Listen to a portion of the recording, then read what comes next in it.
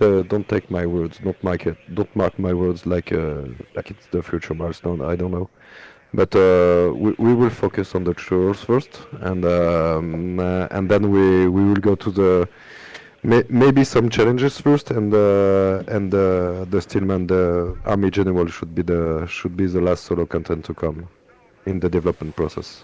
Yeah, with 4 of those campaigns at launch, right? Sorry? There will be 4 campaigns on Steelman in the of the Army General at launch for different maps. I don't know. Okay. That is prize.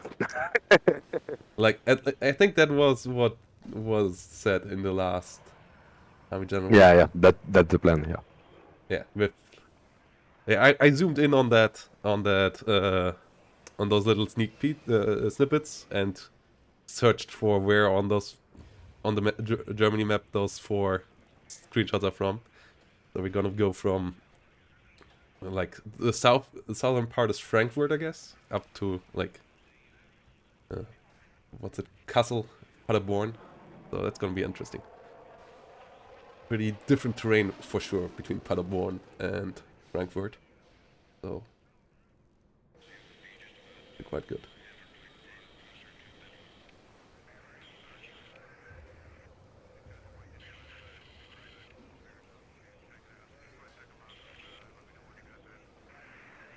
Yeah, I think yeah, AA is in a bit of a weird state, but yeah, as Dan said, that will be looked at, and yeah, recon, we're gonna see. When is the Tor being added? I guess not with the current setup.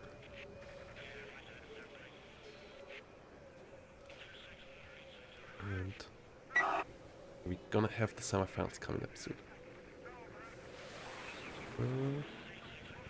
Yeah, we are still considering some changes about the vision system, but maybe it's something also we should explain more. I saw that there sometimes with some particular situation where the line of sight of recon can be confusing. But I saw a lot of feedbacks about recon units not working well, and for the most part, recon units were bad used, were not used like they should be used. So it's a tricky question because there is still, in fact, some stuff to survey and to watch about Rico, about Recon's units. But it's, in my opinion, it's something in between. You know, maybe we should be more explicit and about how the Recon's units are working.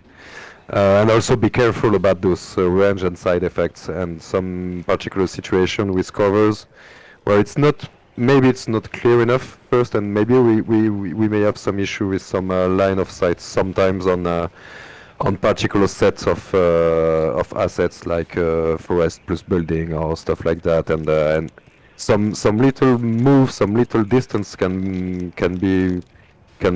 show very huge differences about the vision. So it's a mix in between, but there is this is something we are definitely looking in, and we are not forgetting that part, of course, and we still have an eye on it. Yeah, my biggest wish there is still having as many levels of stealth as we have of optics. So that because we have 6 optics levels and only 4 stealth levels. I feel like yeah, it's a bit confusing. I can understand that. I feel like having the same 6 stealth levels would also allow for more granularity. Like, for example, making the AMX-10 maybe a bit less stealthy without nerfing the whole stealth level of or of mediocre stealth, but just giving them normal stealth instead. And stuff. Or like nerfing mediocre and giving then other people things normal stealth. I don't know. Like, I feel 6 stealth levels would be a good change. And then allowing there for some more changes in those stealth levels as well. Yeah, this is something that as I said, it's something we it's not our main focus at the moment. We have some some huge lot of work to do and to prioritize before this. But this is still something we keep an eye on discussions. Yeah. Ooh, we have the Karma game up. Shall we go into that and see how? Nice, of course. Let's go. Karma and Hippie versus Foxy and Zubos. The winner. So 3 winners, previous winners of this event, plus Hippie in that. With Karma winning the first one and Foxy and Zubos winning last one. And then Hippie, who never did it before. But he has Karma on his side this time around, so let's see how this goes. If he will be able to drag him down, or if Karma can carry hard enough to make it work.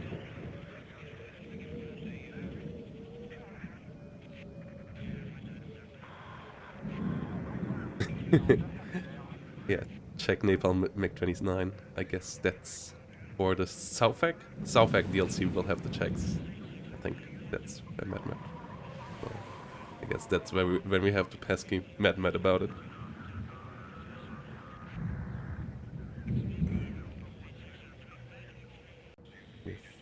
The British here coming in on the left side. Hippie and Karma. Yeah, let's see how many foxes Hippie will deploy this time around. That was my question. I remember a game against you. Yeah, you totally fucked my reinforcement lines with your foxes. That was a painful game as far as I remember. Oh yeah. When the British first came, no, the second British first came around, yeah, we played Yeah, against each other. it was like day 1 or day 2, I don't remember, but you surprised me so nicely with those foxes on this game. Yeah, 3 cards of foxes for sure can be pretty scary on this one. The Airmobile coming around as well. Let's see how that movement line on this one is. Okay, it's actually flying. Oh, what? Okay. That's going straight in. That's interesting. Yes, on the other side, Foxy is bringing around the KDA, and Zubos is bringing around the 79th. So, classic combo there. KDA bringing a good amount of spaz nuts. And, yeah. Also, thanks for the follow, 90 kg. And yeah, that is a bold move there with the Airmobile and the links. Good amount of SAS coming up. Is he really just rushing it? This looks like a Hippie direct rush into the northern town here, doesn't it? Yeah. Meanwhile, Karma hasn't deployed a single unit yet. Going to be interesting. It could be some units for Charlie too. Maybe he's planning to send this on Charlie and secure the mid early.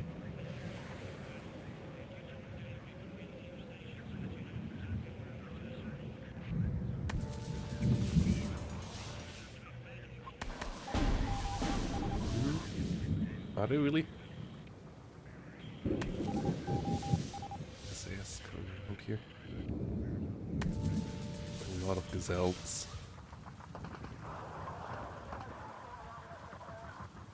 Yeah, I think it's a 4 kmh difference there, doorknob. I mean, yeah, that's the difference between the truck changes, but I don't think it's a massive difference. Like, I think it's 68 versus 72 kmh for the trucks. Yeah, the division balance in WARNO is relatively okay by now. Like, for an early access title. I think it's way better than it was in Steel Division within the first year. It's just that some of the units are a bit off, but yeah. Stuff like the SU-25s and so on is worked upon. And UATs, SPG-9s and units like that. Like the overperformers there. But British and West Germans maybe could use a bit of love still.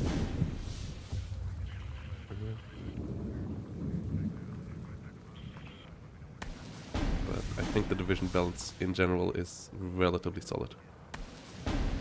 Like, the only nation that is still slightly underperforming, but they got way better, is the British maybe. And I don't think they need much more to be back up to it.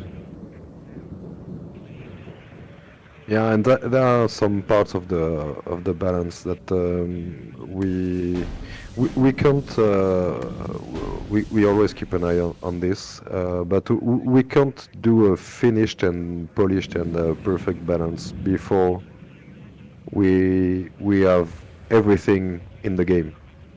There are still some little tweaks, some little polishing that we have to do, and the more we bring units, and there is still a lot of units to come, and the more the balance may be changed or maybe reviewed. So, uh, as you say, I also think that the division balance right now is in pretty good shape regarding of the state of the game and the fact that it's not yet finished.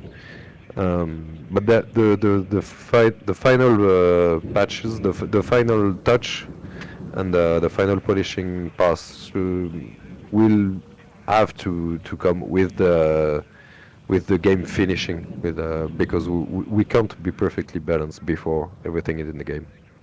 Yeah, still also a couple new units. For example, the SPW that you saw today that is coming with the Ordino patch for the Operation Centrum. Also, one of them will be also featured in KDA and so on. So like all the old divisions still get new units as well. And obviously, we still have to wait for Amphibious and so on, which also will change balance a bit, I guess. Yeah, definitely. We are working on it also. It's partly functioning on our side, and yeah, it's on some maps it could change a lot of stuff. It could change a lot of stuff about maps, about the way you can. It's world news to in map like this, of course. Amphibious units will not change a lot on this map, but for some map it can bring a whole new way to play them and to try some strategies. So it could be very interesting.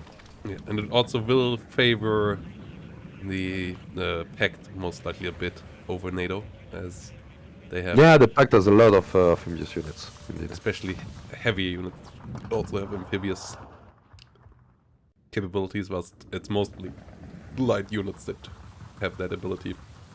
On NATO side, more so focused on defense.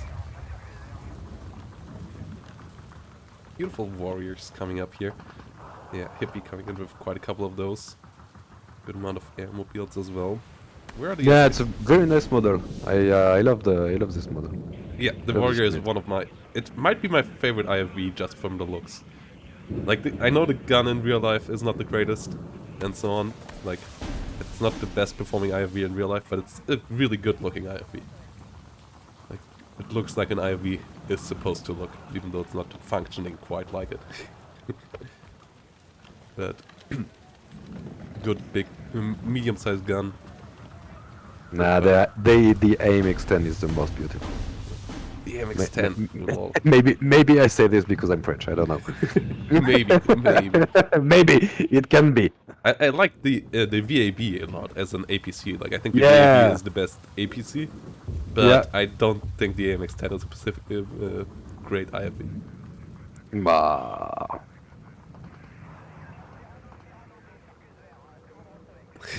Like Mahader is a cool one as well.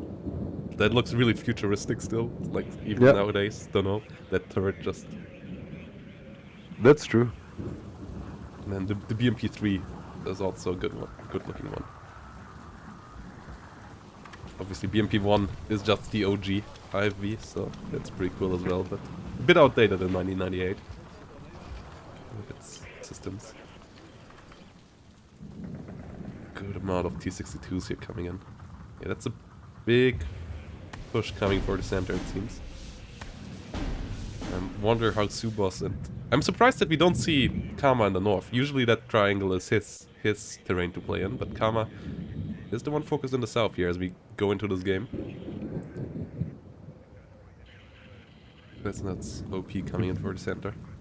He's using the element of surprise. Yeah.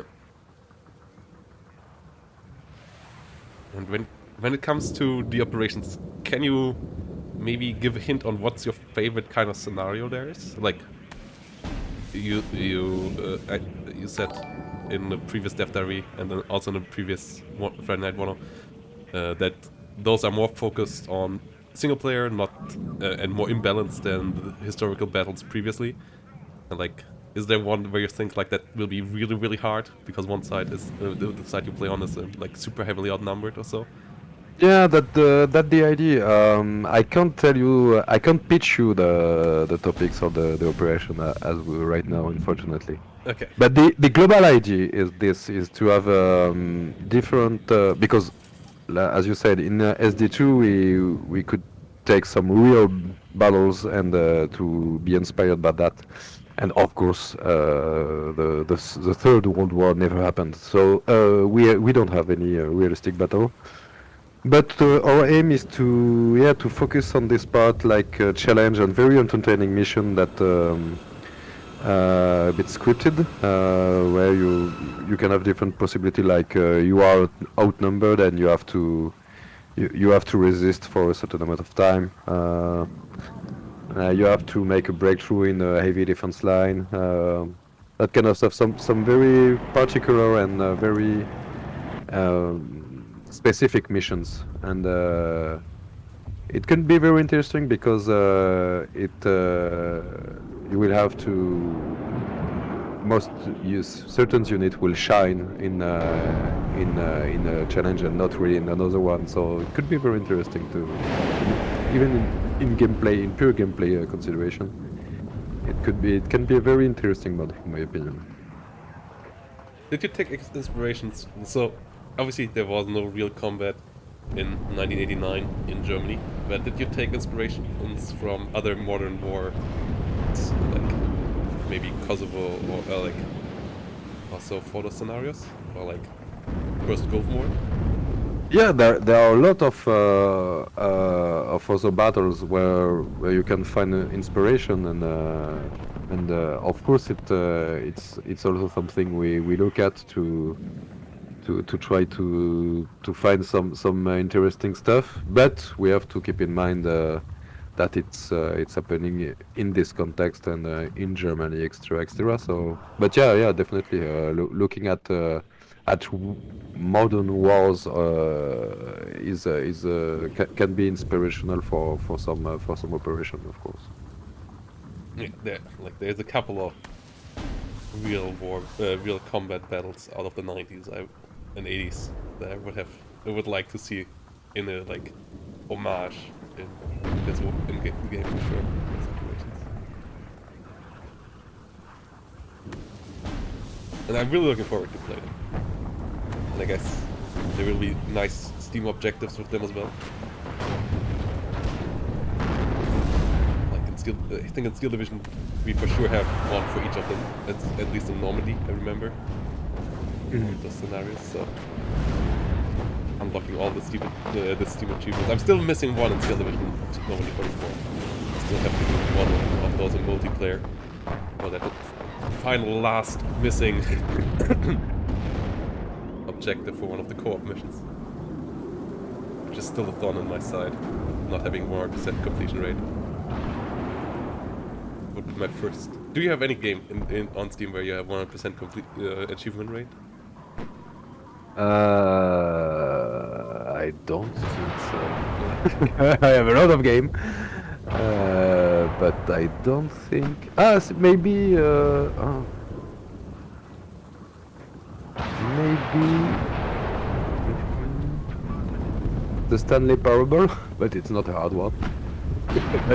but it's if you didn't play this game, you have to play it. It's a masterpiece in my opinion.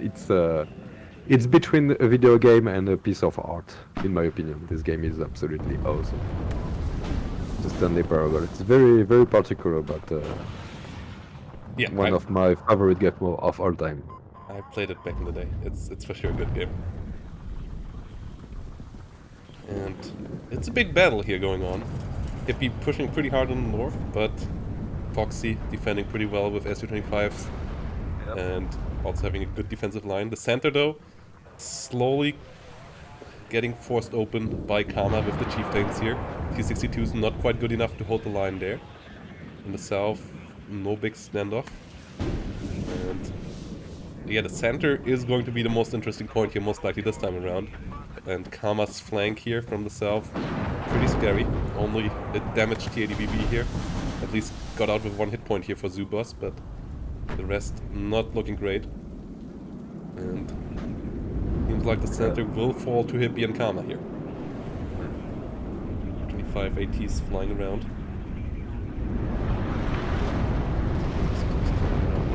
North as well. He's maintaining a good pressure there.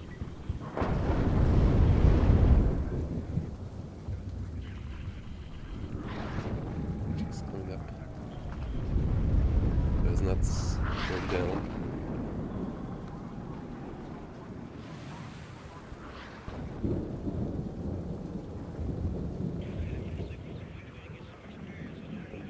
Is that a 3-piece?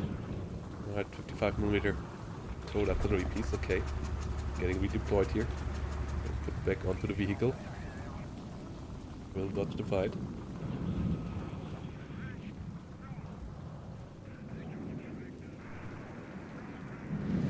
Variant RPO coming around here.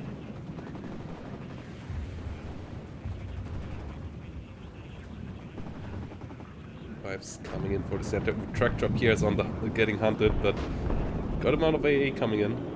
We have done the SU-25.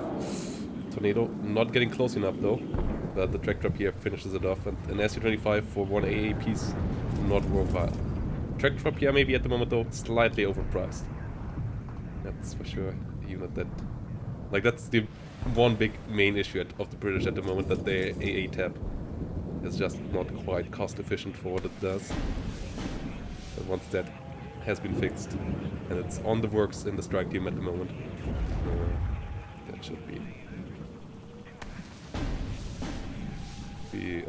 making the British a good bit more efficient as well.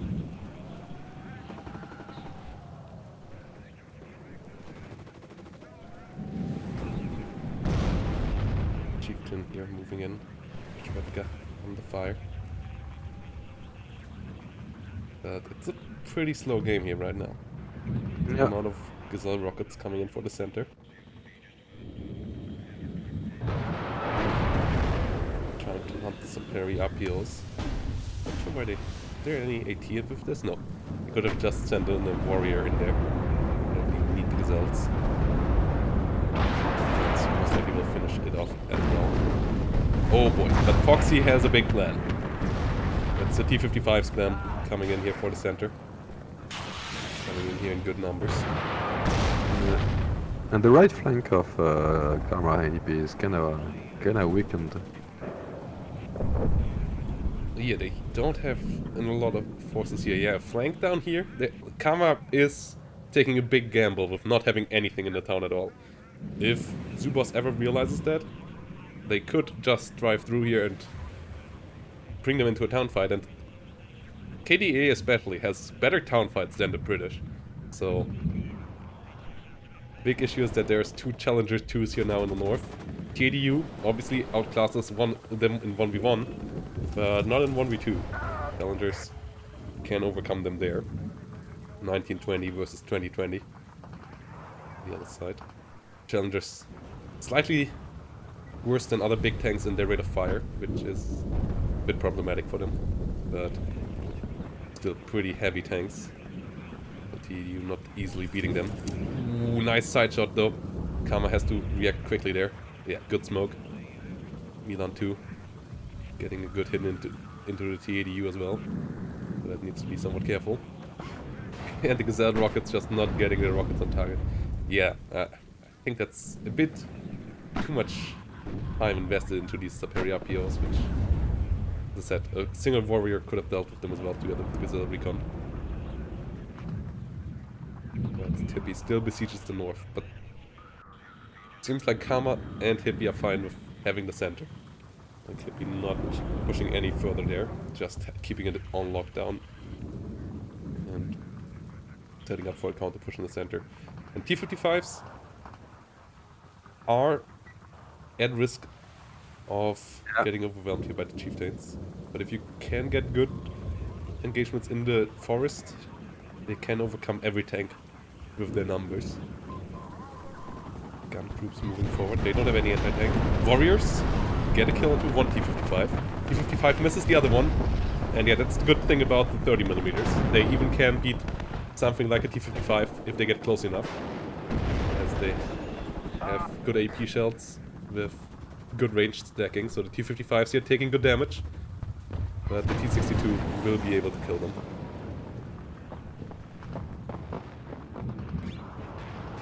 I'm not sure what Hippie's plan is right now. Like Hippie...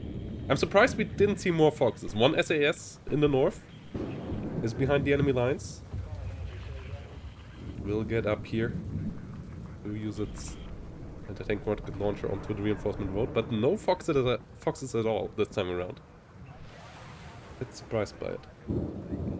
Cluster bomber coming in. Ooh, one Challenger is gone.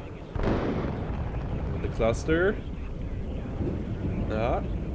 might make it out. Tornado comes in a bit late. Gets one missile towards it, but doesn't get a connection. So good hit here with the cluster bomber. One Challenger out of it. That's the TADU. Comes in for the other one. Gets a nice kill into the supply, so... Center fight here still is a big one.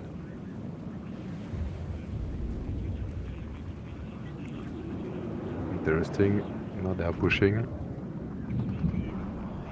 Yeah, a lot of TADBVs and T-62s here. Pioneers. If they manage to break that pack of unit here, they have the open, the right flank, but their left flank is open.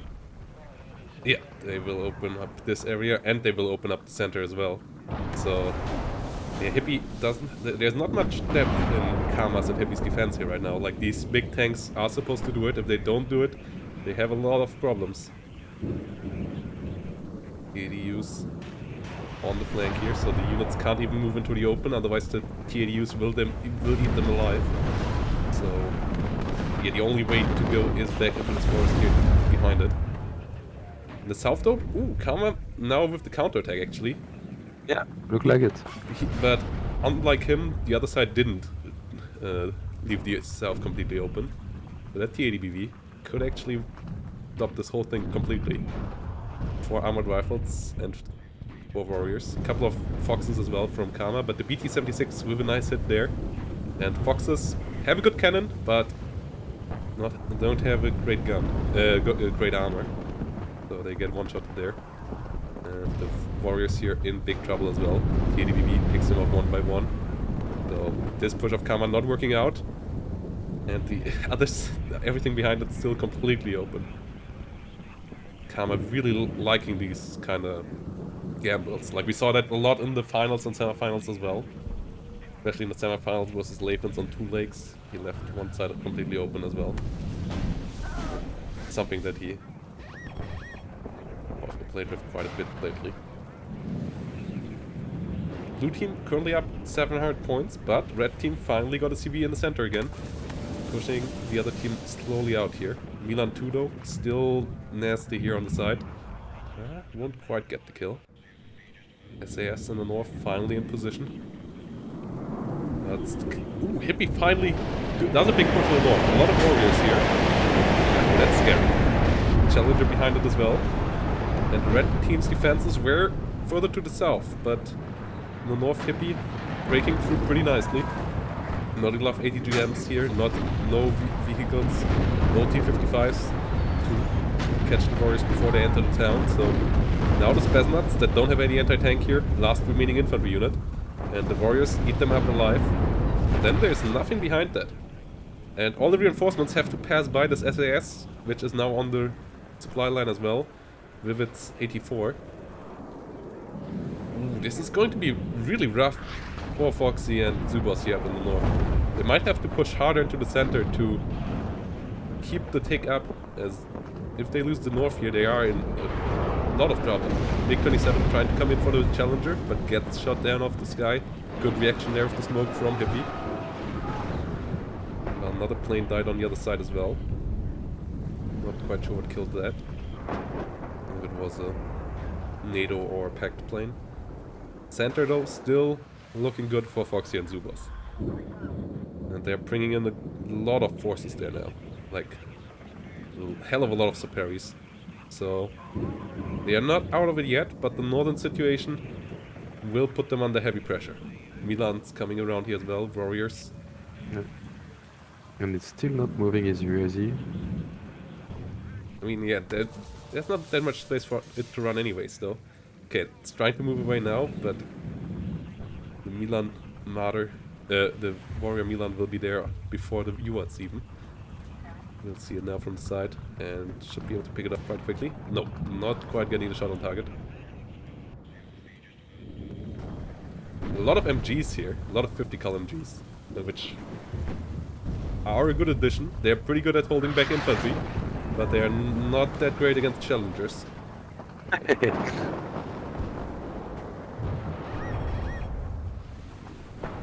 mean, you could try to do the annoying War Thunder strategy of just hitting the enemy with the MG, right, to force them into mistakes, but that's not quite the game that you got here. You can't panic people with 50 cals, especially not people in tanks, in heavy tanks at least. Yeah, that's something that I saw a lot discussed in the community as well, about maybe adding slight armor penetration for those heavy MG guns, that they maybe can punch through lightly armored vehicles. Is that something you are looking into as well? That's something we talked about also. This it may be, but it's a question that we already did that, and it's normal with the autocannons, but we don't want. It can be dangerous if every MG can go through armor, even if it's light one. It's a tricky one.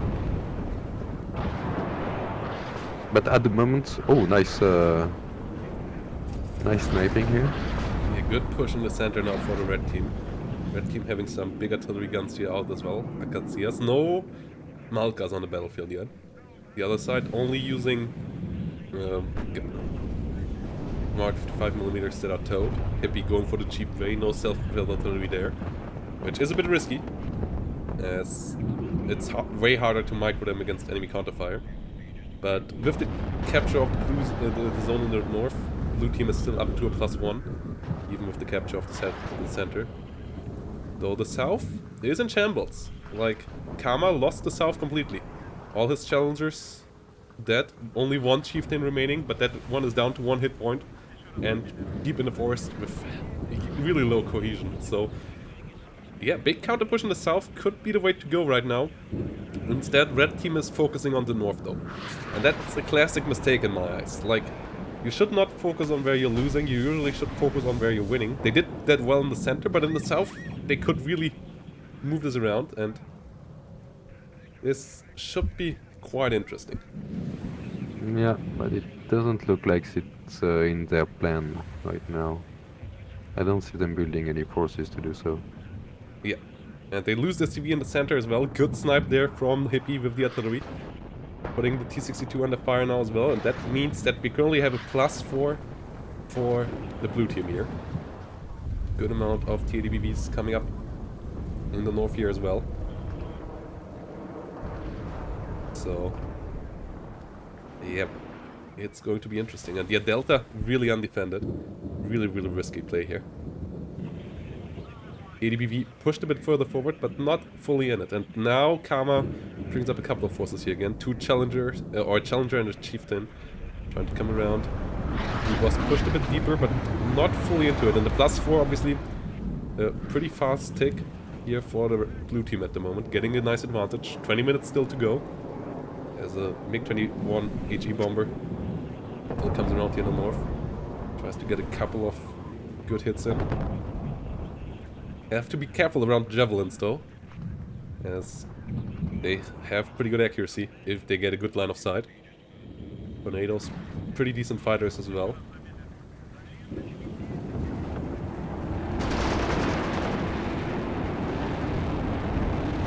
Back here.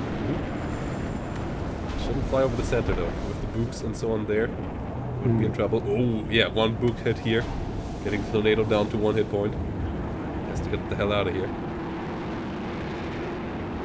The other one going in for one more run. The Book in an interesting spot there, completely undefended. Wombat coming for it. Those rifles of the British, 1,400 meters. So if it goes through this tree line, we'll see it. And the SAS, Hippie with the nasty real line action. Coming in here in the center now as well. Caught a CV here, I think? No, it's a unit in the supply truck. CV is moving through the southern zone into the center. And the Book now under heavy artillery fire. Ooh, but there's a BRDM that is coming in Bravo. Maybe the SAS with his last rocket can do something? Oh yeah. Tornado versus Su-22s in disguise. Jaguar HE around there as well. Tornado gets the kill. And the SAS get the CV. Painful here. And a lot of artillery coming in for Karma. 3 M109s now. Will try to snipe stuff in the center. And the center is really, really in danger of artillery. Like, you don't have much room to hide in here. Yeah. So, artillery can be super devastating around this spot. Especially in its current form. Yeah, we talked about this last time in the last Friday Night WARNO with Sir Test that some of the zones on this map maybe could be slightly bigger. It's one of the maps that is pretty solid base layout, but some of the zones, some of the roads could need improvements. So, yeah, he said we'll give it a look. The destruction version of it, I think, has pretty good zones. Currently, the center zone here is just really, really small. So, if you want to be in it, you have to leave yourself open for artillery a hell of a lot. And I think that's a good idea from Karma now to try to punish that with triple artillery here. Meanwhile, he reinforced the south, so it's not open anymore. Chieftains and challengers holding it now against the TADU here. And in the north, the defense of Hippie is pretty strong. Foxy desperately trying to break it now with a big artillery air spam here. MiG-21 bombers coming in left, right, and center. Pioneers here overwhelming a warrior with their TNT. As the Jaguar is hunting down the MiG-21 though. Book will get the kill there, but the Jaguar, one last final blow. Got some good amount of kills. Challenger still around here. So breaking this will still not be easy for Foxy and Zubas, and Hippie and Karma up to a +1 still, and up to 1,540 points already. The RDM on the fire. And if that CV falls, it will go back to a +4. So yeah, Zubas needs to keep that constantly moving now against Karma's artillery barrage. Oh, it goes down. Yeah, 3 M109s. Pretty scary. Artillery got nerfed a good bit in price with and aim time with the latest nerf, but it still has a really dangerous punch. So yeah, keeping units like this in a zone like this idle leaves you open for disaster. And the +4 is back. That means only around 2 minutes remaining now. Oh, and Hippie is trying to get a CV into the middle, which would mean a +7, and that obviously would reduce the time even more. Artillery not quite getting it, as there's artillery coming in from the other side. Katsias trying to get it, and the center zone now getting captured by Hippie. And that's a +7, and that's 280 points per minute. Oh, not looking good for Foxy and Zubos. Last time's champions in trouble here. ADUs. And go up the line against the challengers and the chieftains. Getting the challenger. They should be able to hold the line, but Hick is just not in favor of the red team. The focus may be a bit wrong with the counter attack in the north. Getting a bit baited there. Not seeing the open delta zone that was laying in front of them for all the time. Obviously, not as easy for them to see as it is for us. They don't have our God's eye view. But really good play there. Really good trickery from Karma. Getting the most efficient amount of units onto the front line, whilst not getting punished for it in the south here. That's the red team. Had a big investment down here, which never did much. Outside of that, crushing that one counter push. This is it. Karma and Hippie will be in the finals. And gonna be interesting who won on the other side. GGVP. Yeah, scary team for sure.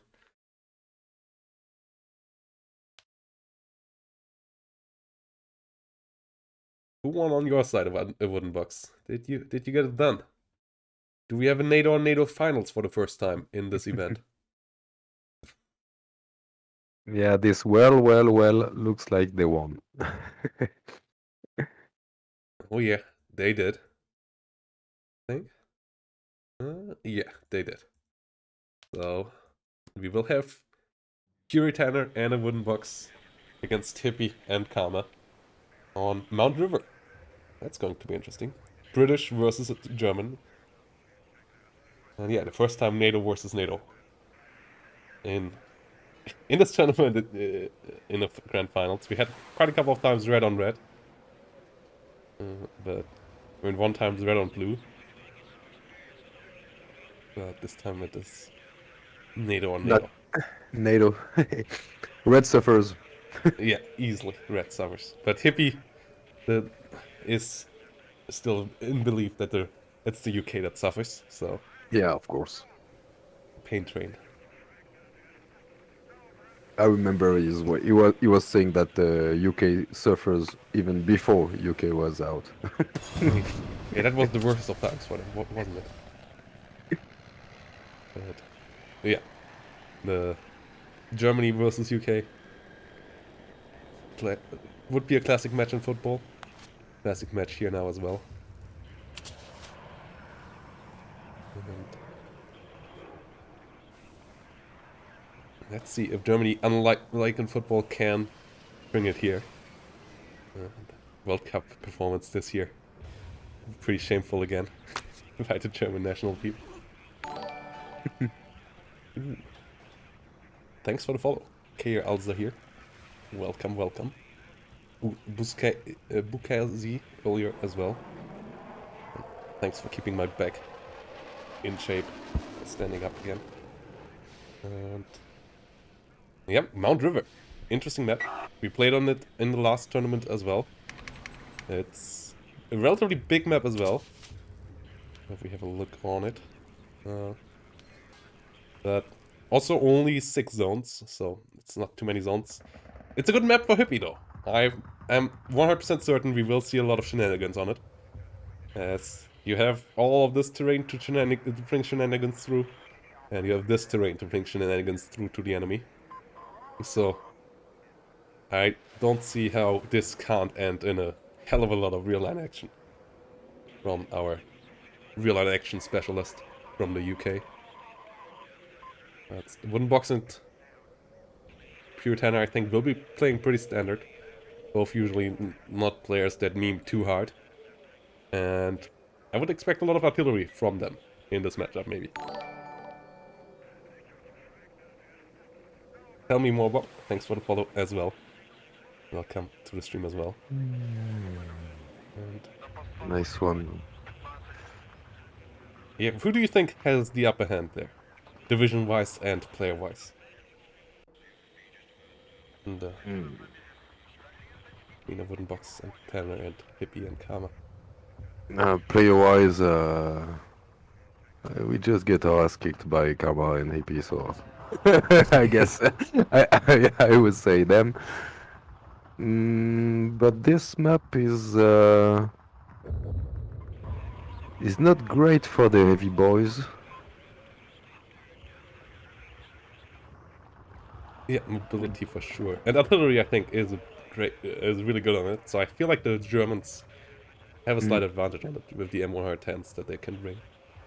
It's for sure one of the maps that will be the most changed by amphibious warfare, as you have really interesting paths here that you can use at that stage.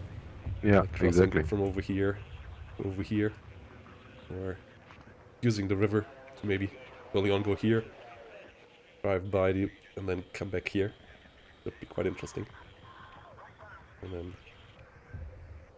in general, a pretty cool looking map. Yeah, I like this one. I wonder what place in real life this is built upon. Like, which river this is, for example. Yeah, that's a good question. Might be the Main. Yeah, Frankfurt is one of the big vocal points of the campaign. And the size of it would fit somewhat.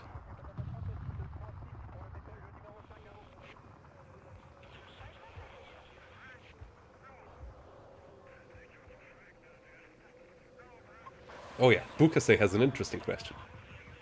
Uh, is there any more information about the Iris Zoom engine? I guess it's a pretty big in-house thing, right? I don't think any you ever gave the license. Like, I don't think Eugen ever gave the license to any other development Oh studio. no, this is our baby. Yeah. So To be truly honest with you, this is absolutely not my part, and I will not be the good guy to ask a question about this. But it's for sure it's a huge tool. It's a wonderful tool. Honestly, and I know I know that some guys would like to have it, of course. But technically, I can't tell you a lot of information about it. I'm not the good guy for it. Sorry. okay, yeah, yeah. I guess there's you. Yeah, don't think I've ever seen a big documentary or anything about that out to the outside either. Maybe it could be an interesting thing of you for eventually for Eugen to maybe um, give a bit of a if you ever do a documentary about in-house Eugen system works. Mm. Maybe also putting a bit of about the Iris Zoom in there, but yeah.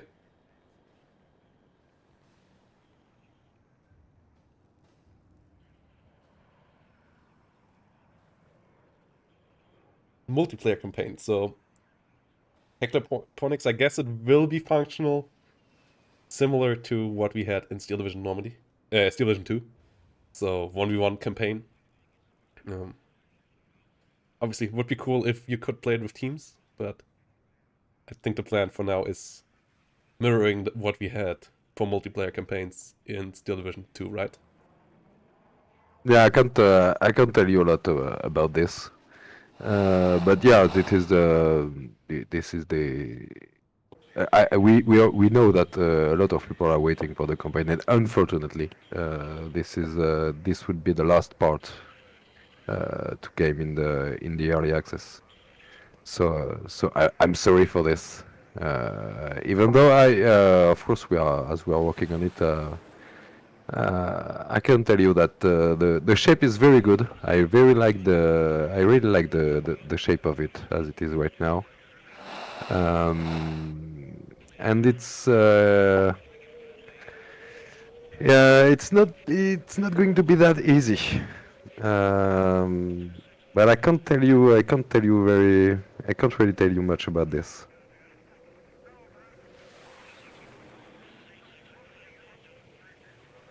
Okay, yeah. But it will have multiplayer co-op. That If much I can say. if I tell too much, they're gonna send someone to kill me. I don't want to. Okay. Yeah. Then I will say that Panzer confirmed in the second one that they will aim for co-op and versus, and yeah, for the army general. Yeah, obviously.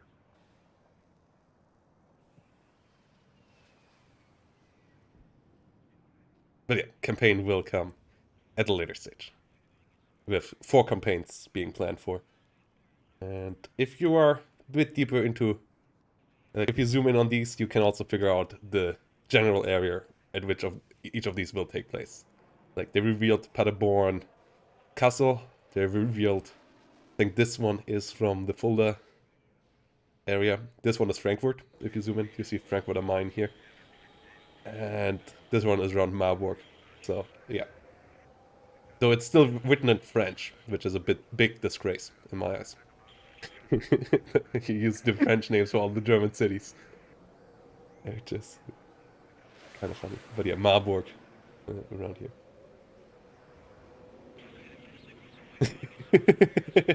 And yeah, the wooden box pointing out that karma can't hurt you in single player, so single player will be great. That's true. Meanwhile, Karma lost his first place against Royce again. I really hope we will see Royce in the WARNO League Season 1, which should be around launch. The WARNO League Season 1 should come around launch. And yeah, a couple of names I want to see there. Ku would be nice as well. Maybe the return of the Derek. But hey, let's see. Nick would be great to see back as well. A lot of good 1v1 players that still missed out WARNO League Season 0, but that was already a great show. Like, smoothest tournament I ever ran. And 32 players really doing a lot of good stuff. Yeah, Just Inflation would be great too. And Just will be better. $700 on prize pool thanks to the community. That was quite nice as well. Kama obviously taking the big share of it. Taking $340 out of it.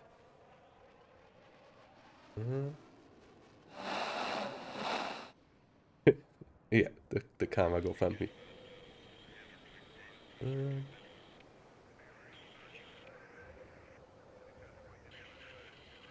Getting one of competitive play a bit more professional. Not quite esports yet, but hey, let's see where it goes at launch.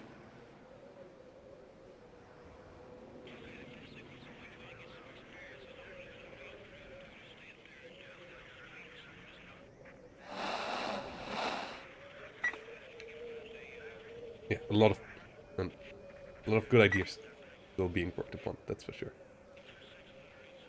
Like, Strike Team also really busy at the moment. And over the last couple of months, a lot of testing going on there. I'm looking forward to all the to this being more filled out. The coming soon buttons going away and actually being pressable. That will be good.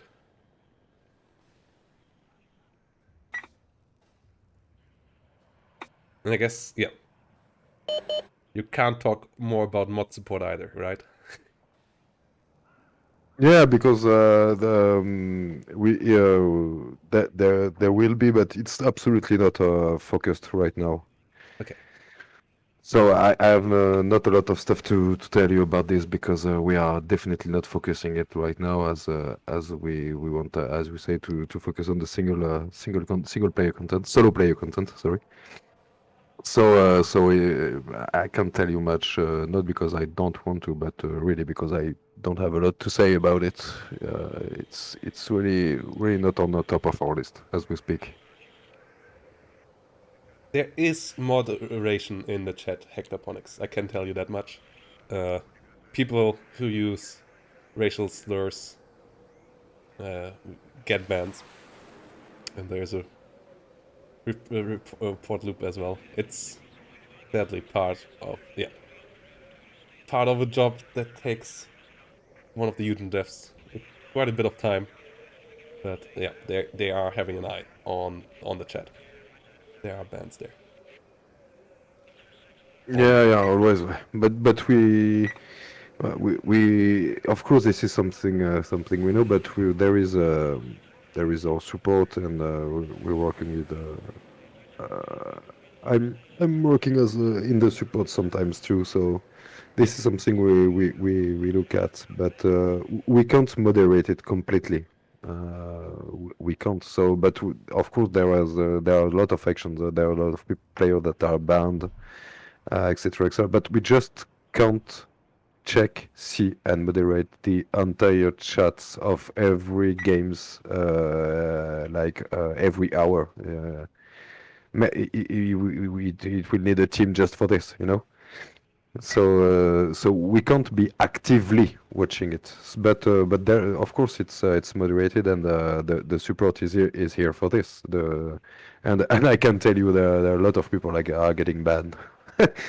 I see the ban hammer falling. So there is moderation. Oh, and fortunately. Yeah, it for sure. Yeah, the feel in it also has for sure been improved quite a lot. Like, you don't see as many people throwing around stupid stuff anymore. But still, like chat is active, and it's not like yeah, saying asshole or so is not being hit on. But yeah, if you strike out, do stupid stuff, you have to live with the reactions for it. And there's a layered system in it as well. So yeah, you get a warning shot first before you get completely smashed. So it's not too harsh, but it's harsh enough that people who keep other people from having fun with the game are kept away from the general multiplayer lobbies. And I think, yeah, you're doing a pretty decent job of it for such a small team. Yeah, that's this is something we often say, and we often have to repeat it. But yeah, we are a small team.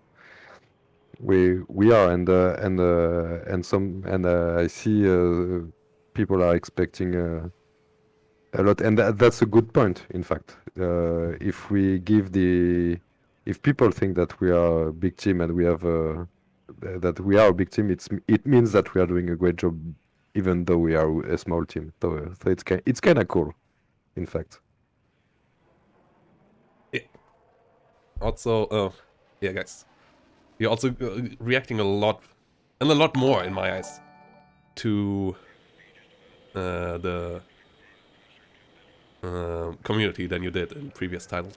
Especially like if I compare it to like Still Division Normandy 44, it's really nice to see how reactive the mods are in Discord and in general also in the implementations. Like for example, Matt's reaction on the with the military police military police forces or like Freiwillige Polizei units in West Germany, which was based on some feedback and research from the community and other things like that, in balance and so on. So really cool to see the cooperation with the community, the reaction on the official Discord in Steam, and in general in the map, in the shaping of the game. Yeah, that's good to hear. Also, big shout out to Panzer with his amazing work on the YouTube channel. Yeah, I love the work he's doing with it. I love it. For anyone who doesn't follow Eugen yet on the YouTube channel, you absolutely should do so. They put out lots of great content here. For example, this beautiful video today about this beautiful, gorgeous new map that is to come, which for sure will be the most urban map to date in a Eugen system game. Good amount of high rises there, good amount of suburban terrain in the front, and a lot of lovely shorts as well. Yeah, he's doing great shorts. I love it. Yeah, there are some of them are so funny. Yeah, my favorite one. Yeah, the 80s nostalgia is the The last 80s one. It's just so nostalgia funny. ones are really, really good. The one over here with the... I sadly cannot show it to you right now because it has copyrighted music, but yeah, it's a good one. It's a really good one as well. And thank you then for the subscription. Much appreciated. My pleasure. So yeah, if you aren't a follower of your systems on YouTube yet, guys, you absolutely should give them a look. They've yeah, do a great job there, giving us small hints about stuff to come, and also great montages showing off how amazing this game looks. Like, still always in awe when Panzer shows off a new thing and how good this looks compared to previous Eugen titles. Going back to Steel Division 2 is always slightly sad, even though the game still looks good, but it's just not quite comparable. Yeah, And that's the problem. I played so much to War Game with Dragon, and I love this game. I love it so much. And lately, I told to myself, yeah, I should play some Red Dragon, and I just couldn't. Now I'm so deep in Warno, and I like this game so much. I'm not saying this because I'm working here. Honestly, I love this game. I'm a huge Eugen system games player before I work here. and I truly love the shape and how Warno is shaping. And I get back to Red Dragon, and I didn't find the fun I had. You know, it feels so outdated now. Now I'm so deep in Warno, Yeah, and I try just like 5 minutes. And nah, I just I get back to Warno and I play a Warno game instead. yeah. Like love the ideas in Wargame Red Dragon. I played the campaigns quite a bit, but I just never could get into the multiplayer because the quality of life is just not quite there for me. Yeah. As someone who came over from StarCraft 2, it was just feeling a bit too rough around the edges. And but yeah, Graham was asking you, which is your favorite deck slash faction in Wargame Red Dragon? Like I mean Dragon, the French. normal I French, I French play motorized, French. no parachutist. Okay. My dad was in the army and he was in first RCP, and the first RCP was in the first iteration of war games. And as I'm in I grew up in a military family, so the French army always were my favorites. And I the parachutist division was definitely my favorite and the one I played the most, I think. This one and well, yeah, motorized parachutist. And I would like to say so about Wano, but as I said, I didn't play a lot with the French div on Wano, and I suck I suck with the French div at the moment. I don't I don't have I try. I have to be. I don't. I have to be more precise, to be more active, to play well with the French. Yeah, the French are not a forgiving faction. Like they're Mm. pretty big class cannons. The AMX-30s and AMX-10s, they hit hard, but if you misposition them slightly, they also die really quickly. So Yeah, you have to be pretty precise with them. And the yeah, 11th exactly. is such a strong rush, but you have to be exact and correct with your deployment there as well, otherwise you get punished hardcore as well. Like I just had that earlier in a ranked game where the enemy played the 11th and they fell apart pretty quickly. They're not an easy faction to play, but I think that both of the divisions are still in a good state in balance-wise. And if you can come around to play them, they are pretty nice. But yeah, we don't have any French in the final game here. We have British and German units though, as Hippie and Kama will represent the British here with the first British Armored and the second British Infantry Division.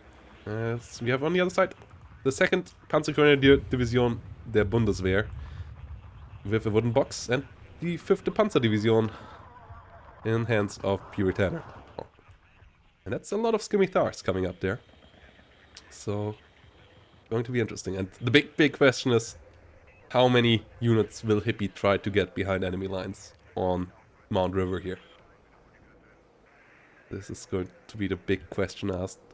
And how many Challengers versus Leo 2A3 battles will we see on this match? Eh, Leo 2A3, slightly worse armor stats than the Challenger, but slightly higher rate of fire. So it's a really close matchup. And then the Leo 2A2, 2A4 is slightly better performing than the Challenger with 20 penetration and 20 armor against 1920.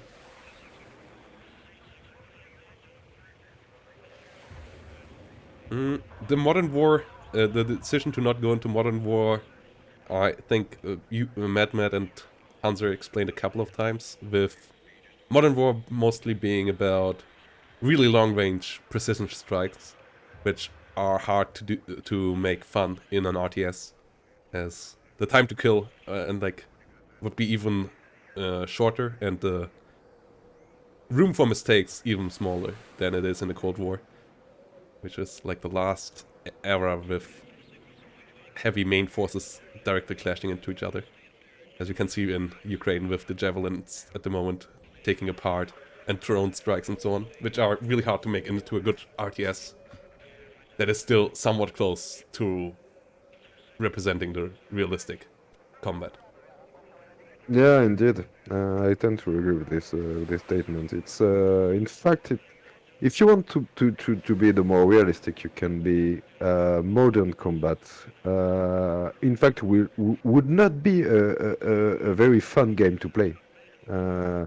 If you want to be like not historical but realistic, realistic on your approach. Modern combat, as you said, it's only long range. It's a lot of intel. You strike from very far, and the close engagement are really rare. And you can see it on different conflict that have been in the 10 last years. So I really don't think it could be a very fun unless you do not do it realistic gameplay wise. And this era is in pure gameplay, and it's a perfect mashup between interesting gameplay and a realistic mashup, in my opinion. That's a personal opinion here, but this is how I see it.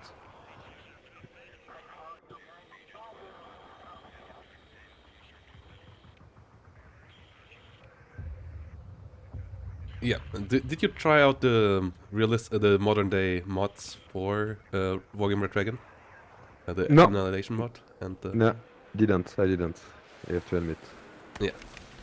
Well, I hope we will see them in WARNO eventually. Like, they still could make an interesting mod and an interesting version of the game for sure.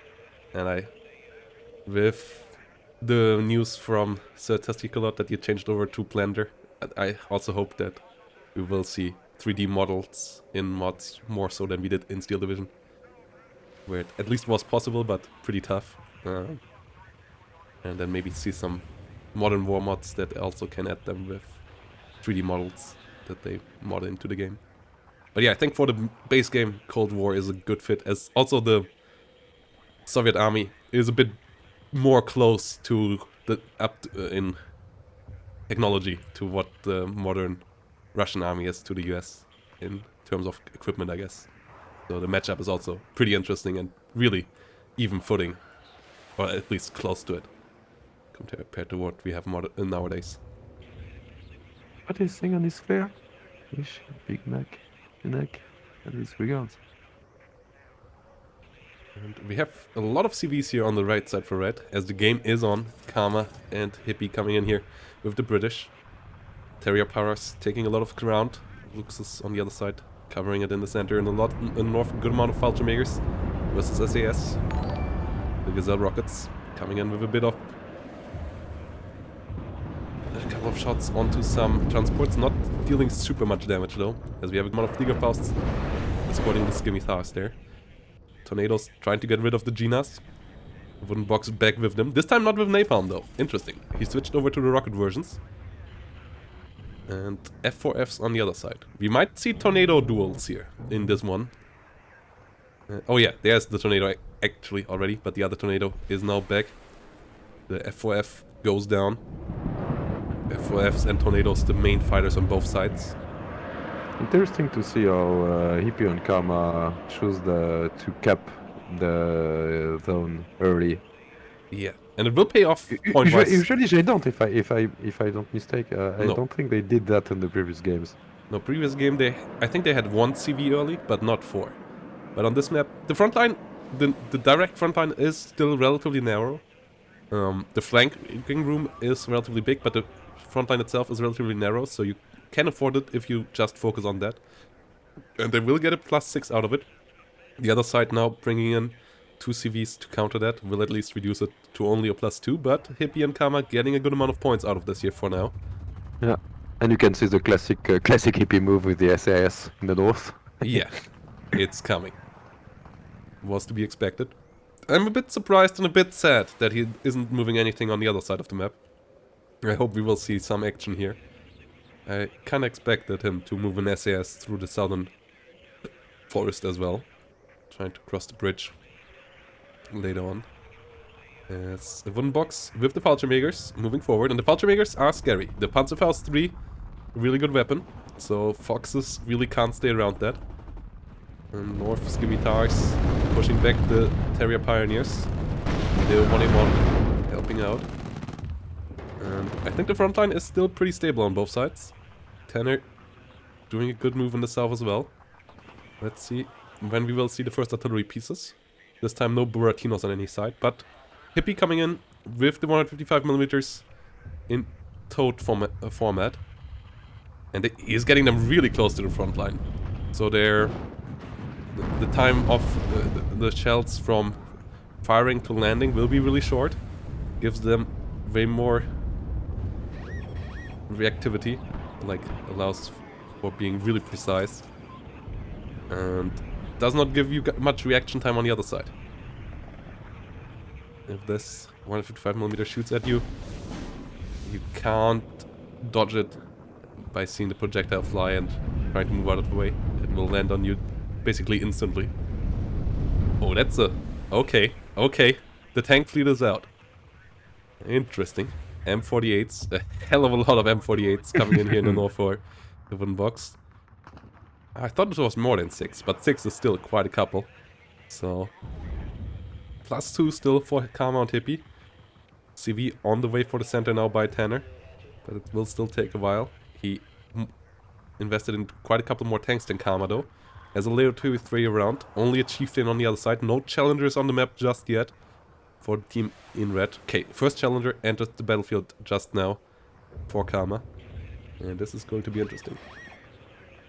Yep. Yeah, I think the Modern War mods for Wargaming Red Dragon are pretty cool. And as I said, I hope we will see better, good mod support to allow for that in WARNO as well.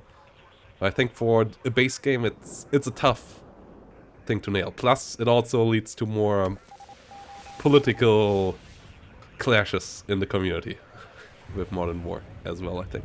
Like, that's a big risk there as well. With people being pissed at their nation that they are from is not being represented as they think it should be. Which already is an issue with, well, like, is a thing that comes up in these kind of games, but it would be even bigger with modern day stuff, especially with the current light on ongoing events in Europe. Assault Pioneers sitting around here. Ultramakers trying to move forward. Modern Rifles. Pioneers sitting around. And yeah, Leo 1A1 coming up. Warriors under fire. That's where it is. Yes, the famous K50 gate. Yeah. I remember it so well. And oh yeah, there's the remaining of the M48s. All of them now in the north, all 9 deployed, coming in. And Hippie is on the way for spotting here. But the Tornado has found the Gazelle. And the BO also found the SAS, I think, there. So they know about it. They know about it. The wooden box and Tanner won't be as easily overcome here. SAS trying to shoot it with a stinger. Not getting on target though. The Gazelle. Trying to find the leaders here, it seems. Trying to get a good target for the artillery. Artillery shooting things in the center for now though. The blue team doesn't feel confident in bringing artillery out yet. Still wants to reinforce more into the center. Oh yeah, Tanner doesn't want to get flanked there in the south. Alouette and Sicherungs on the southern bridge now as well. Everyone knows Hippie in this game. Everyone knows Hippie in this game.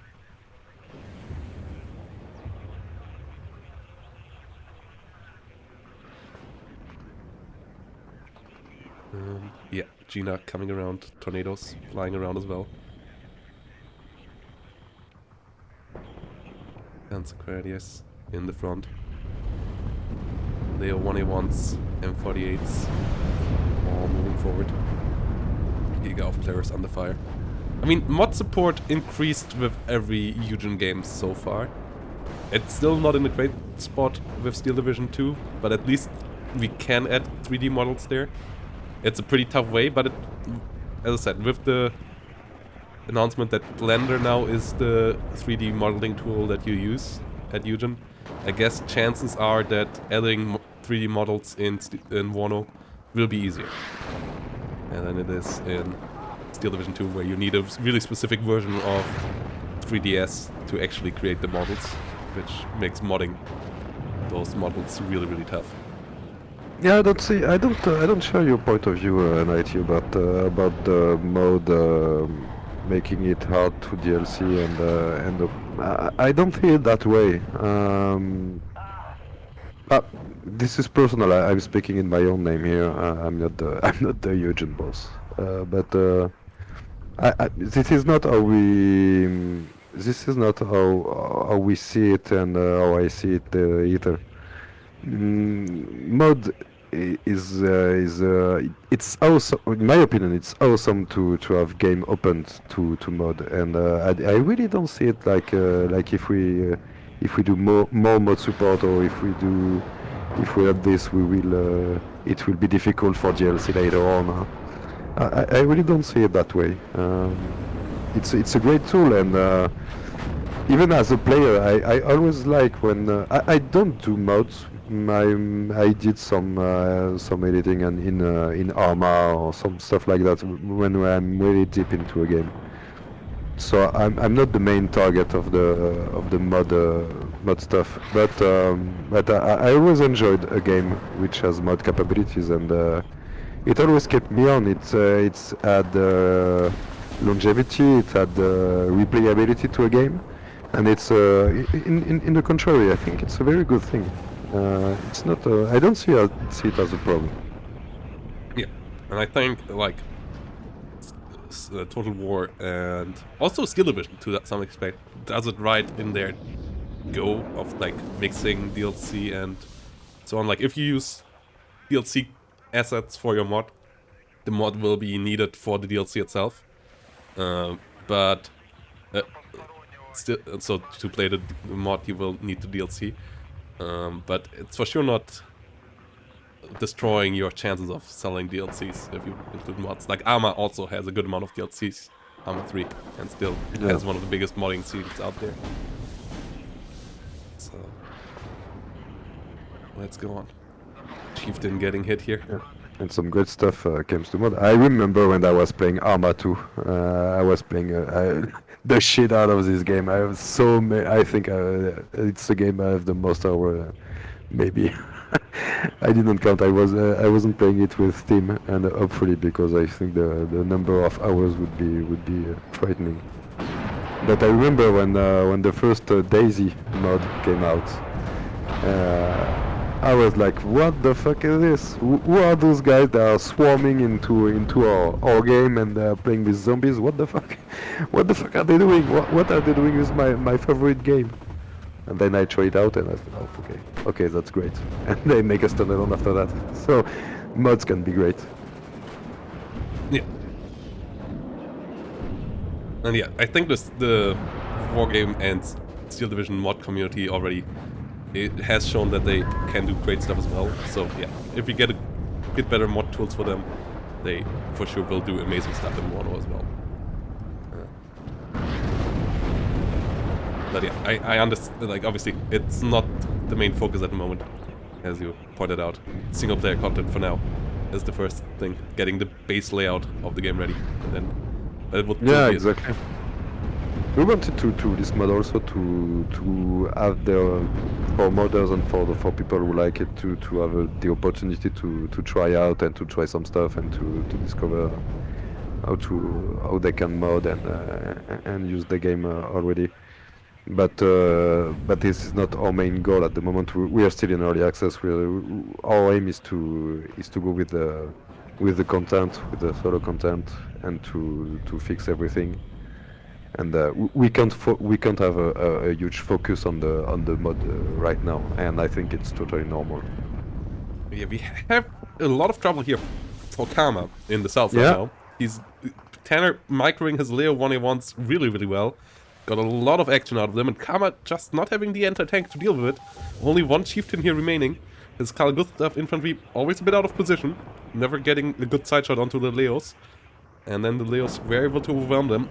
And the chieftain falls as well, and this is a really tough position. Like, there's not much behind it here right now. One challenger slowly coming up in the rear here. But a good Fallschirmjäger is really annoying here from a wooden box behind the line, stopping those challengers from coming up faster, so the Leo push could be pretty brutal. Somehow Kama still keeps that rover CP there alive. Artillery though, now coming in as well. All 4 M110 guns now on the battlefield. And they are going on town onto that rover CP now. And the middle zone might fall, and that might be the blue team on the first time on the take. And Kama has to find a way of how to retreat out of this without losing all his stuff here. And maybe trying to reorganize his groups. First, big Leo 2A3 out of on the battlefield as well. A wooden box coming in with a good amount of Leo 1A1s here in the south as well. So it seems like Tanner and the wooden box want to double team Kama here, which is not a bad idea, but they still have to make it work. Even though Kama took a lot of casualties, they still don't get ticked. Still good reaction here on the CV, keeping that alive, keeping that out of line of sight, and yeah. He's also pushing hard in the north. Yeah, the north in trouble as well, but it's a bit of a slogfest there. Like, Hippie gave up a bit of ground, but still has a hell of a lot of warrior Milans in every single corner of that forest, so every millimeter here most likely will have to be cleansed with artillery, like the classic way here. I feel like the 2 M110s have a lot of work cut out for them for a wooden box up there in the north. And maybe start to counter battery Hippie. Yes, Hippie's 155mm artillery once more in this game, doing a pretty good job as well. Chieftain of Hippie has to retreat there, and yeah, I don't think for now the wooden box has the force there to push through, but the southern zone still scary. Kama though coming back, destroying the first bunch of Leo 1A1s already. And yeah, the zone still hasn't fallen. Kama still under control here. But good push from Prioritana still, who was in the quarterfinals versus Kama. Got a really close game number 1 there. If you haven't watched that yet, I highly recommend you Puritana versus Kama game number 1. A lot of drama in that one.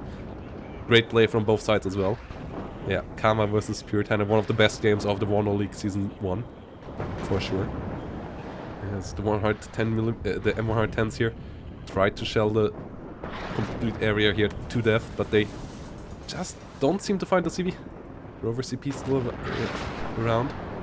And it might be safe here in the center. Madre 1A3 pushing towards it, but the Terrier with the Carl Gustav just come around in time here most likely again. To save the CP once more.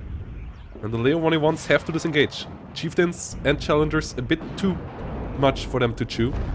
Leo 2A3 could do it, but it will need to get a better line of sight here.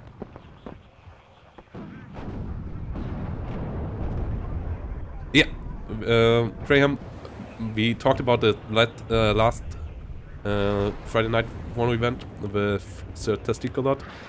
We already had the one map we already got some reworks on is Geisa, obviously. But yeah, other maps are looked upon as well. For example, Black Forest. There are some works on it as well, but the map department is pretty busy with new maps as well. So yeah, and I'm glad I'm glad he told you about those 3 rocks, because he's doing an amazing job. Yeah, and and I can tell you, I love the rework of Black Forest. Is just amazing. Yeah, honestly, it, and there are some I was working on I was I'm not in level design, but I was checking some of this this old map we wrote, and there are some nice stuff. For some of them, it's not that huge changes, but there are some like Black Forest and where the rework is pretty big, and it gives really nice results. Gora, you mean on Gora in Skill Division, or you mean on the new 1v1 map? Gora 1v1 got reworked, it's a fine map. Great tournament map. Steel Division 2. Steel Division 2, Gora got the rework it needed. Now it's a perfectly fine map. Obviously. Speaking for Eugen there. I know what they feel about that. Lol. No, I mean, yeah. I still hope for a Steel Division time limit eventually, at which state Gora will be somewhat okay. River maps obviously always will be dividing the community. Yeah. I think chemicals and the new Aurora map are the better way, or this map, for example, with the river also not being horizontal but vertical, I think are just better ways of implementing rivers. And we had I had a talk about that with Statistic a lot as well, like rivers vertically or like diagonally once through the map are way better than just horizontal rivers that are dead right in the centers. Those are always a bit tough. So, Yeah, and it's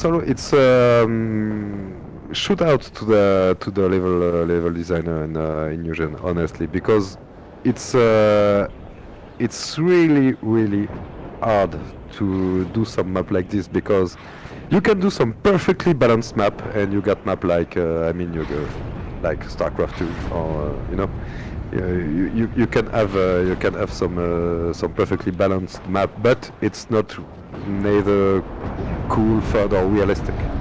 If you want to have some realistic map, you can't have them perfectly balanced by nature. So you have to try some stuff with the reinforcement line, with calculating the time of units where the strong point and stronghold would be.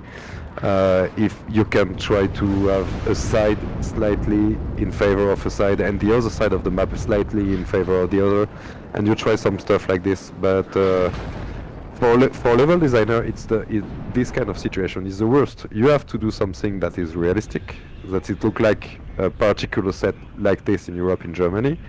You have to make it like it's real, like it's a real area, and you have to make it perfectly balanced. It's the worst case for creating maps, mostly in a realistic LGS. It's a really hard job.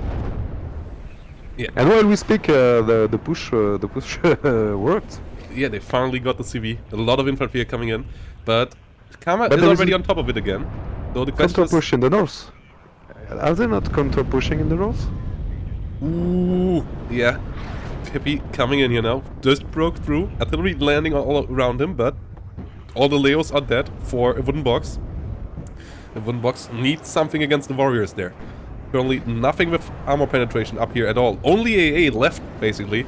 So this might end painful here. Yeah, the wooden box helped out Tanner clearing out the CV finally.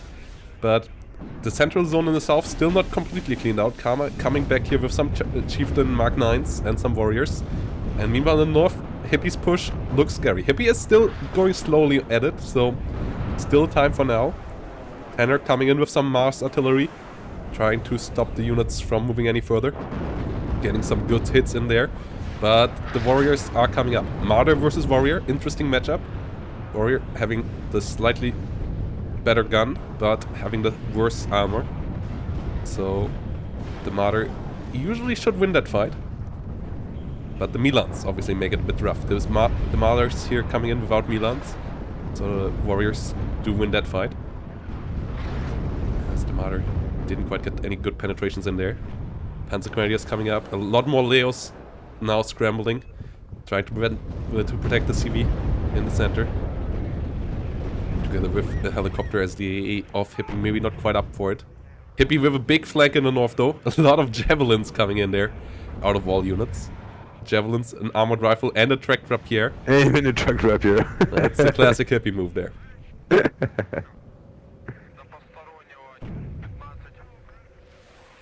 And in the south, Kama finally brought in the CV in. Yeah, so they stopped the take again. And there is too much stuff to watch in the same time, so we can't be everywhere. Yeah, two Leo 2A3s coming around, trying to beat the chieftains here out of it. Tanner now switching over to the slightly heavier end of tanks, and I think that's a good idea. Maybe missed one or two Leo 2A3s earlier in the fights. They could have helped out that Leo 1A1 swarm quite heavily, but he had some more Karma here again now in the south as well. I think Blue overextended a bit in the south, and now they might get punished for it. The artillery still hasn't done their work quite yet, and there's a lot of infantry here left for Hippie. His armored units though slowly get taken out. Good amount of warrior Milans died in the last couple of minutes, but they got the northern zone and it's a +2 now for Hippie and Karma again. Martyr finds the Warrior this time around. Ooh, Warrior down to 1 hit point. Gets the kill. Oh, that's unfortunate for Tanner. That's unfortunate for Tanner there. Artillery off a wooden box, currently not shooting. Also nearly out of ammo. Brings around a lot of Martyrs. Has the armor advantage in the north again.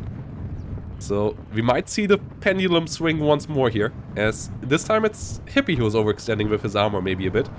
So, and it goes back and forth. And Hippie's division is the one that runs out of armor the first. As he has an infantry division here. 16 minutes still remaining. And did Hippie overextend this time? Was it his mistake to do? Challenger still alive. And ooh, a wooden box getting pretty close to the forest. There are SAS with 84s and armored rifles with Laws in there. And yes, the Law M72 is not the greatest anti-tank rocket launcher, but Leo 1A1s are really lightly armored only for a main battle tank. Only 7 frontal armor. So they have to be careful. Challenger still alive as well. Martyrs pushing forward. Terrier Pioneer and armored rifles trying to hold the line here. Yes. Oh, Hippie going for some behind the line actions in the south. Airmobiles with low 80s and Warrior Milans. This asks for an Apache. We haven't seen... I think we have only seen 1 Apache so far out of Tanner. One of the great assets of the 5th Panzer, that they have access to Apache helicopters. And those are actually pretty perfect for cleaning up the rear line. Don't quite get why we don't see them more. As those airmobiles and the Milan now pose a big threat to the enemy rear line here. Leo 2A3s tried to hold the center. 3 of them around now. So Karma has to be careful, but Karma brought in so much stuff. So many warriors coming around. The warrior spam is unreal. The cheapest IFV on the market, only 30 points for 3 frontal armor. It was a nice push there before, but I think he just got Karma angry, and that's a bad thing. Yeah, Karma for sure. Stepping up the gameplay now a bit. Once more. Alouette finds the airmobile and the Milan. Warrior there, but a lot of stuff still moving in Pure Tanner's way here. And yes, a wooden box is now pushing back Hippie in the north again, but there's still a lot of room to consolidate here before Hippie is pushed out of the north. And in the south, Karma is pushing Pure Tanner into a corner here. Leo 2A3s under artillery fire. The M110s not firing as relentlessly as they did before, especially the one of a wooden box, currently completely silent. Big mistake in my eyes. Yeah, finally getting some Unimog supply drugs up to them. Mars rocket launchers though got reloaded. Let's see what they can do. Tornado cluster bomber coming around. Rolands will get the kill, but the Leo 2A3 will die before it can be saved. Cluster bombers did get their bombs out. M110s really doing a good job here for Pure Tanner though. Those things for sure non-stop in action. This is a 2v2 Dominion ZVT. We have a wooden box and Tanner on the left side. We have Karma and Hippie on the right side. 2 divisions on each side. The 2 British divisions on the right, the 2 West German divisions on the left side. Leos versus Challengers. Martyr 1A3 on the fire. 2A3 dealing with the warriors over here. Airmobiles. And Terrier Paras moving forward. Leo 1A5 gets a nice kill here. And the Mars holding their fire for now. I'm not quite sure what they're aiming. Okay, they're aiming for the enemy artillery here, actually. Nice move. Oh, but the Karma now nice brought move in on the south. a lot of artillery in the north. And, oh yeah, the Leo 2A3s all down but 1. And that last one is under fire by some armored rifles. Down to 1 hit point. And the CV is down. And Karma, oh, is really, really close now to finishing this off, isn't he? CV in the south coming in for Hippie in the rear as well. +4 now.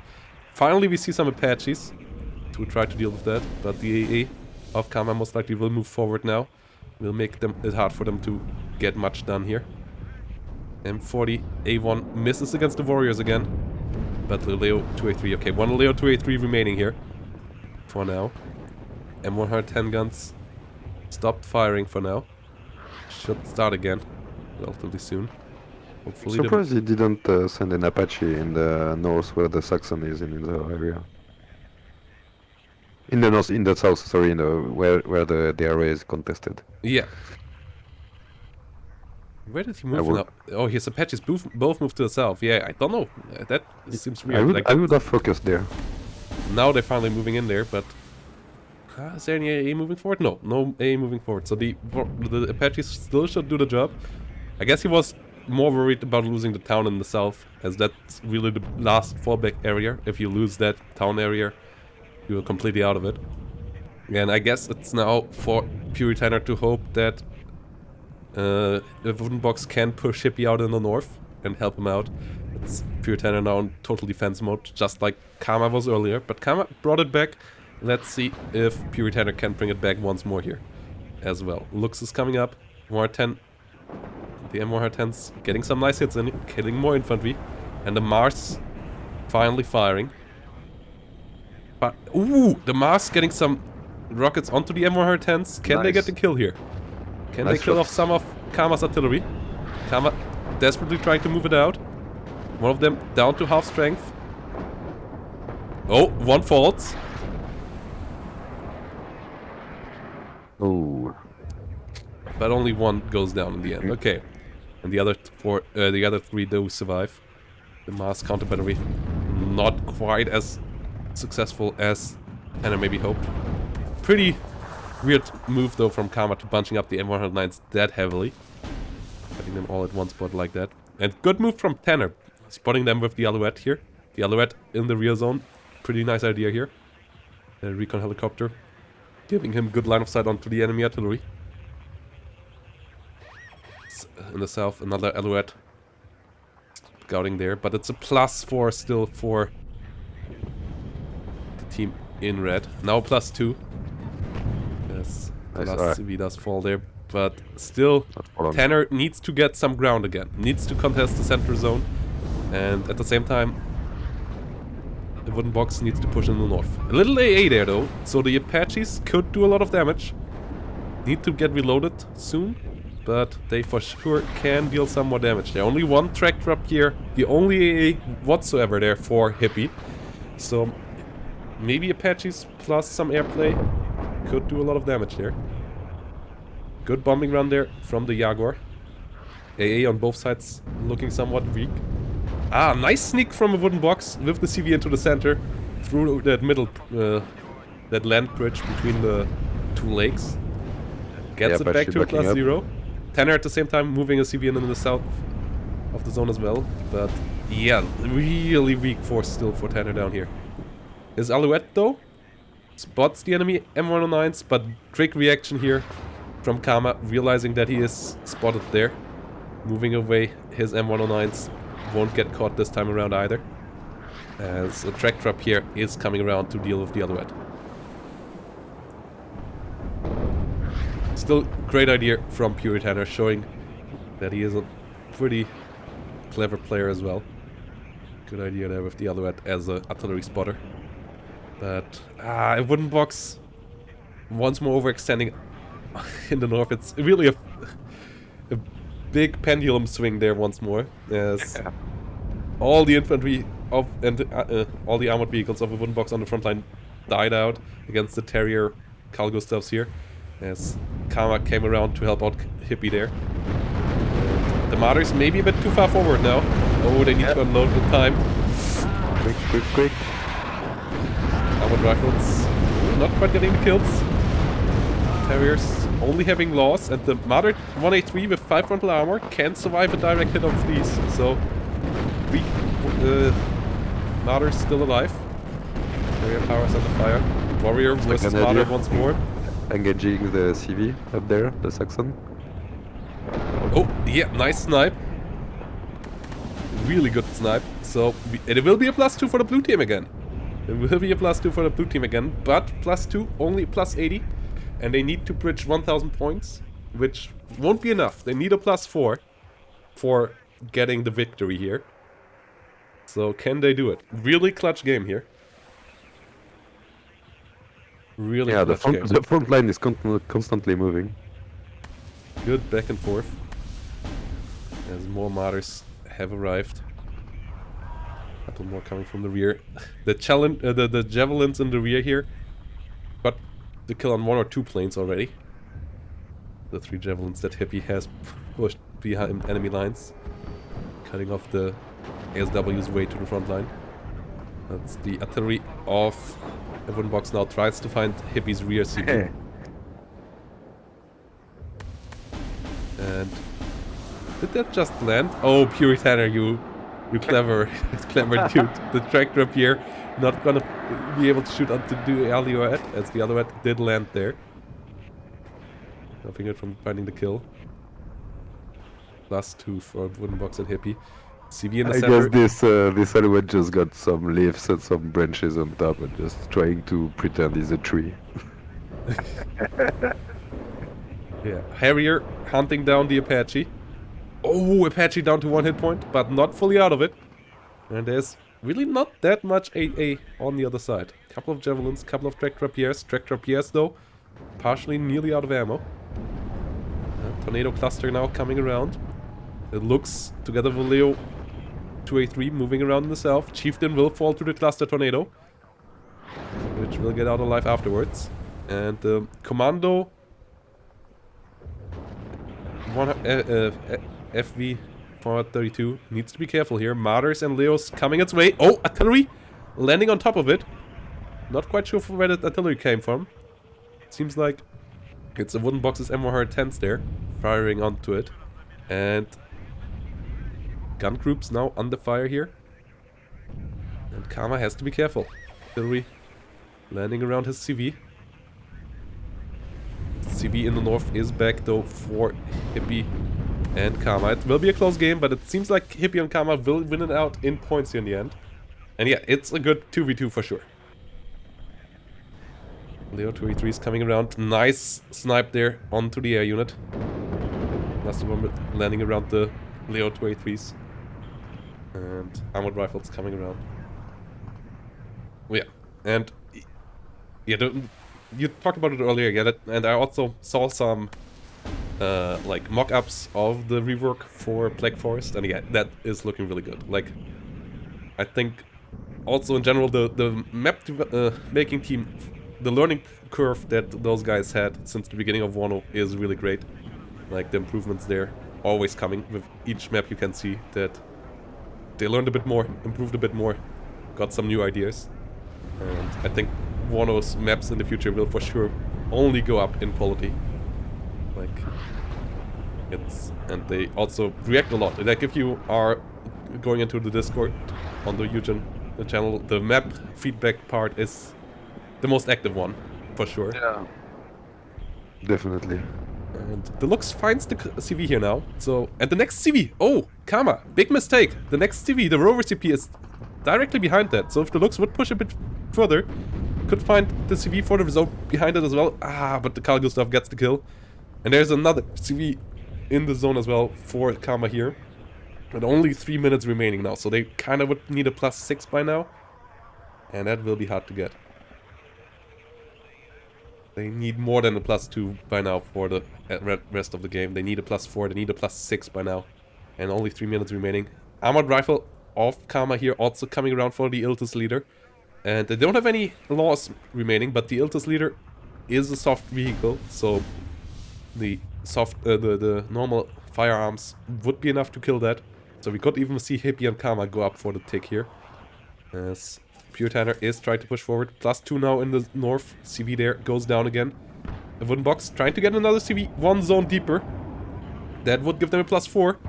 If they could kill this, that would give them a +6. If they could move this CV maybe one zone further forward, that could give them a +8, and that might be enough. Iltis leader down here, trying to push in there. Milan 2, nearly out of ammo. Skimitardo might be the hero unit. Might be the one to catch it. Is trying to aim up on it. And yeah, I think that Iltis leader is dead. That's big trouble. Oh, doesn't quite catch it.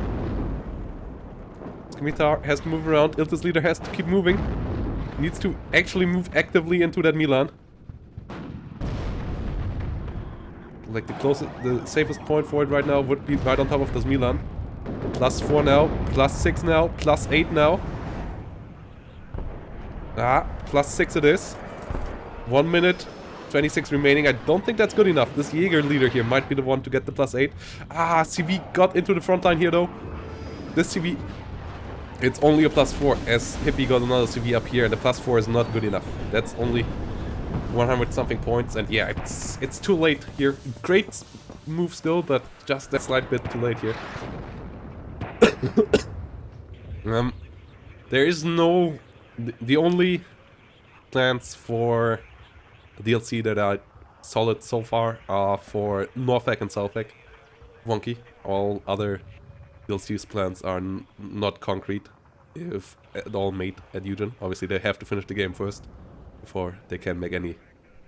Yeah, let's Figure focus on about that this. first. Too bad. It was a very good battle.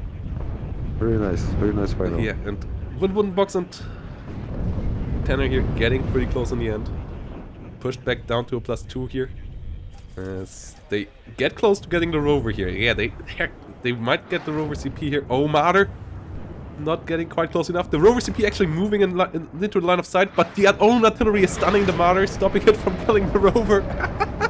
Oh, the tragedies. The tragedies here.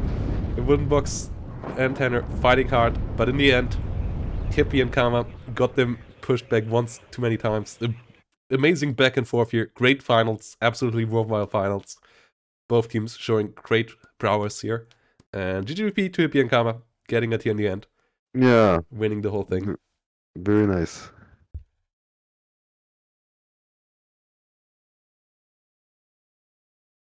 And yeah, GGVP to Kama. Well done. Your returner did a very good job. Yep.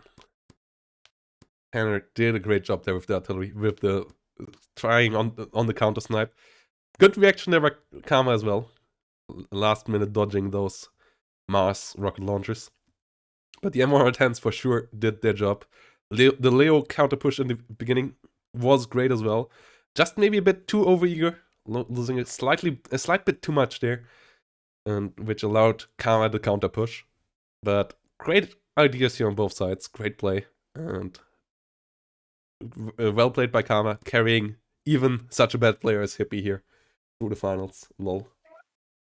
And yeah, British divisions obviously OP. Confirmed with this one. British units need a nerf. Nah, we can't nerf British because UK suffer. And EP is here to remember it to us. Yeah. And yep, Damned is also working on Steel Division 2 Wonky. I saw him on it today. Yes, I do. But we were working on the patch that you guys had. But I'm more focused on WARNO. I'm my main goal and my main focus here is WARNO before SD2. I guess that's the case for most Eugen devs at the moment. Like, yeah, of course, yes. But yeah, the new Steel Division content still looks good. It took a bit longer than hoped for, but the new campaign might be the best campaign ever for Steel Division 2. The Transylvania DLC campaign. I will have a look into that tomorrow. Yeah. And yeah, GGP to Kama and Hippie here once more. And shall we keep up our tradition of playing one more 10v10 after this? Of course. Okay. So that became